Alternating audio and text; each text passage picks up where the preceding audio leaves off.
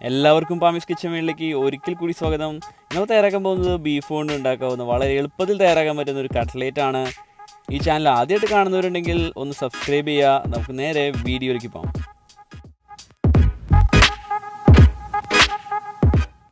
അപ്പോൾ അതിനുവേണ്ടി ഞാനിവിടെ 250 ഗ്രാം ബീഫ് നുറുക്കി എടുത്തിട്ടുണ്ട്. പിന്നെ ഒരു വലിയ സബോള നുറുക്കി ചെറിയ കഷ്ണങ്ങളാക്കിയത്, ചെറിയ കഷ്ണം ഇഞ്ചി അരിഞ്ഞത്, 4 പച്ചമുളക് ചെറിയ കഷ്ണങ്ങളായിട്ട് അരിഞ്ഞത്, ഉരുളൻകിഴങ്ങ് 2 എണ്ണം,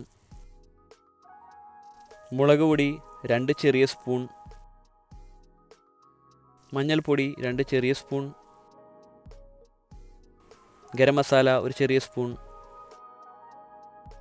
കുരുമുളക് പൊടി 2 സ്പൂൺ, 2 ബ്രെഡ് മിക്സിയിൽ പൊടിച്ചെടുത്തത്,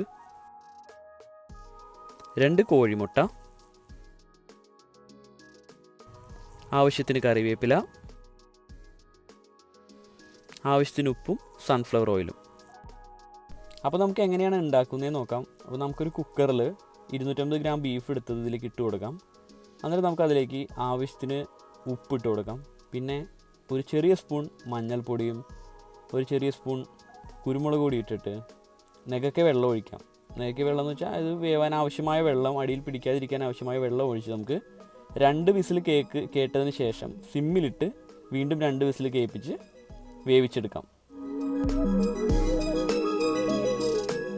അപ്പോൾ ബീഫ് വെന്തിട്ടുണ്ട്. നമുക്ക് ബീഫിൻ്റെ ഒപ്പം തന്നെ നമുക്ക് വേണമെങ്കിൽ ഉരുളക്കിഴങ്ങ്, വീട്ടിൽ 2 കുക്കർ ഉണ്ടെങ്കിൽ ഉരുളക്കിഴങ്ങ് ഇതുപോലെ തന്നെ നമുക്ക് വേവിച്ചെടുക്കാം. ഉരുളക്കിഴങ്ങ് ആവശ്യത്തിന് വെള്ളം ഒഴിച്ച് വേവിക്കാം.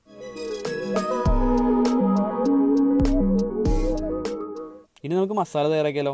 അപ്പോൾ നമുക്കൊരു പാൻ വെച്ചിട്ട് അതിലേക്ക് സൺഫ്ലവർ ഓയിൽ ഒഴിച്ച് കൊടുത്തിട്ടുണ്ട് ഞാൻ. അപ്പോൾ അതിലേക്ക് വേപ്പില ആവശ്യത്തിന് ഇട്ട് കൊടുക്കാം.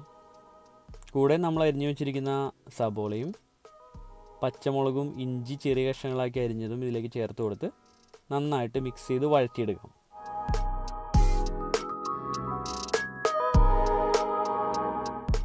ആ സമയം കൊണ്ട് നമ്മുടെ ബീഫിൻ്റെ ചൂട് ചെറുതായിട്ട് ആറിയിട്ടുണ്ടാവും. ചൂട് ആറി കഴിയുമ്പോൾ നമുക്കതൊരു മിക്സിയിലിട്ട് ഇതുപോലെ അടിച്ചെടുക്കാം.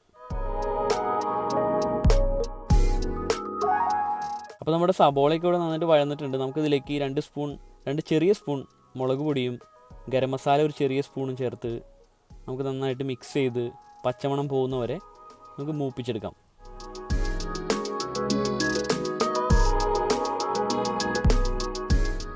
അപ്പോൾ നമ്മുടെ അടുത്ത പരിപാടി തുടങ്ങാം. നമുക്കൊരു ബൗളിലേക്ക് നമ്മുടെ ഉരുളൻകിഴങ്ങ് വേവിച്ചത് ഇട്ട് കൊടുത്തിട്ട് ചെറുതായിട്ടൊന്ന് ചൂടാറി കഴിയുമ്പോൾ കൈ കൊണ്ട് അല്ലെങ്കിൽ ഏതെങ്കിലും സ്പൂണോ എന്തെങ്കിലും ഉപയോഗിച്ച് നന്നായിട്ട് ഉടച്ചു കൊടുക്കാം. അതിൽ വലിയ കഷ്ണങ്ങളൊക്കെ നന്നായിട്ട് ഉടച്ച് ഇതുപോലെ ചെയ്തെടുക്കാം.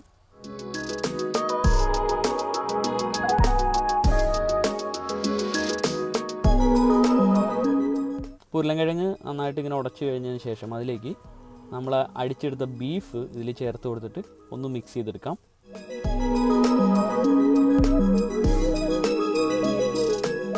ഇനി നമുക്കിതിലേക്ക് നമ്മുടെ മസാല ചേർത്ത് കൊടുത്തിട്ട്, നമ്മൾ തയ്യാറാക്കിയ മസാല ചേർത്ത് കൊടുത്തിട്ട് ഇതേപോലെ നന്നായിട്ട് മിക്സ് ചെയ്തെടുക്കാം. ഈ സമയത്ത് നമുക്ക് ഉപ്പ് കൂടെ നോക്കാവുന്നതാണ്. ഉപ്പ് കുറവുണ്ടെങ്കിൽ ഉപ്പ് ചേർത്ത് കൊടുത്ത് നന്നായിട്ട് മിക്സ് ചെയ്യാം. നന്നായിട്ട് കുഴച്ചെടുക്കുക. അത് നമുക്ക് കട്ട്ലേറ്റ് ഉണ്ടാക്കാനായിട്ടുള്ള ഒരു പരുവത്തിൽ ആക്കിയെടുക്കണം. അപ്പോൾ എല്ലാ മിക്സും എല്ലാ ഭാഗത്തും എത്താവുന്ന രീതിയിൽ നമുക്കത് കുഴച്ചെടുക്കാം.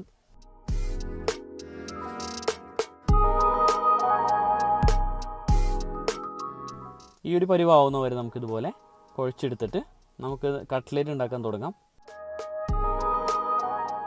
കൈകൊണ്ട് ഇതുപോലെ ഒരു ചെറിയ കഷ്ണം അതിൽ നിന്ന് ഇങ്ങനെ അടർത്തിയെടുത്തിട്ട് നമുക്ക് കട്ട്ലേറ്റിൻ്റെ രൂപത്തിൽ, അത് നമുക്ക് ഏത് ഷേപ്പിൽ വേണമെങ്കിലും ആക്കിയെടുക്കാം. നമുക്കിതുപോലെ ആക്കിയെടുത്തിട്ട് മാറ്റി വയ്ക്കാം. അങ്ങനെ എല്ലാവരും നമുക്കിതുപോലെ റെഡിയാക്കാം.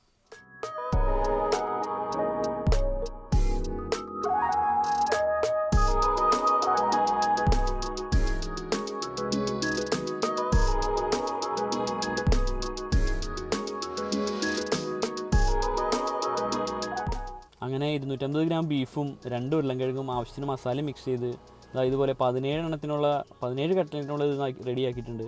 നമുക്കിനി ഒരു ബൗളിലേക്ക് 2 കോഴിമുട്ട പൊട്ടിച്ചൊഴിച്ച് നന്നായിട്ട് മിക്സ് ചെയ്തെടുക്കാം.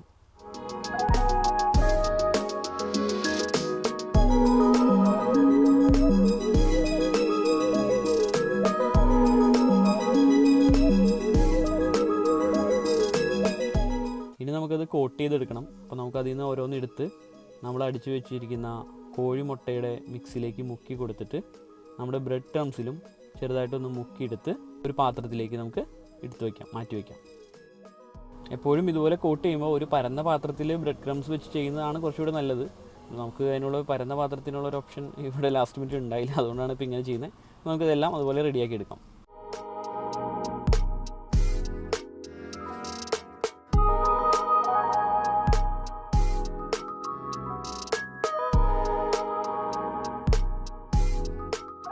അങ്ങനെ കട്ട്ലേറ്റിൻ്റെ ലാസ്റ്റ് സ്റ്റെപ്പിലേക്ക് പോവാണ്. ഇനി നമുക്ക് ഇത് ഫ്രൈ ചെയ്തെടുക്കണം.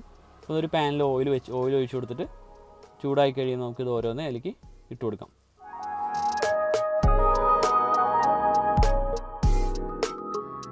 ഇനി അത് വേവ് കറക്റ്റ് ആവാൻ വേണ്ടി ഇടയ്ക്കൊക്കെ ഒന്ന് തിരിച്ചും മറിച്ചിട്ട് കൊടുത്ത് നല്ല ഗോൾഡൻ ബ്രൗൺ ആവുന്നവരെ നമുക്കിത് ഫ്രൈ ചെയ്തെടുക്കാം.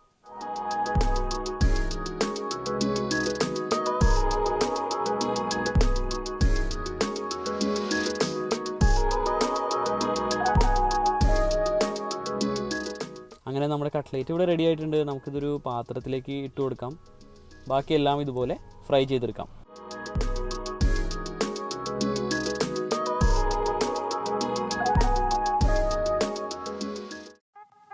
അങ്ങനെ നമ്മുടെ ബീഫ് കട്ട്ലേറ്റ് ഇവിടെ റെഡി ആയിട്ടുണ്ട്. നിങ്ങൾ കണ്ടതാണ്, വീട്ടിൽ കുറച്ച് ബീഫൊക്കെ ആകുമ്പോൾ അതിൽ നിന്ന് ശകലം ബീഫ് മാറ്റി വെച്ചിട്ട് നമുക്ക് ഇതുപോലെ ബീഫ് കട്ട്ലേറ്റ് റെഡിയാക്കി എടുക്കാം. വളരെ എളുപ്പമാണ്. എല്ലാവരും എന്തായാലും ട്രൈ ചെയ്ത് നോക്കുക. ഇത് വീഡിയോ ഇഷ്ടമായെങ്കിൽ ലൈക്ക് ചെയ്യാൻ മറക്കരുത്. ചാനൽ ഇനിയും സബ്സ്ക്രൈബ് ചെയ്യാത്തവരുണ്ടെങ്കിൽ ആദ്യമായിട്ട് കാണുന്നുണ്ടെങ്കിൽ സബ്സ്ക്രൈബ് ചെയ്യുക. അപ്പോൾ നമുക്ക് വേറെ വീഡിയോയിൽ കാണാം. അതുവരെ ടേക്ക് കെയർ, ബൈ ബൈ.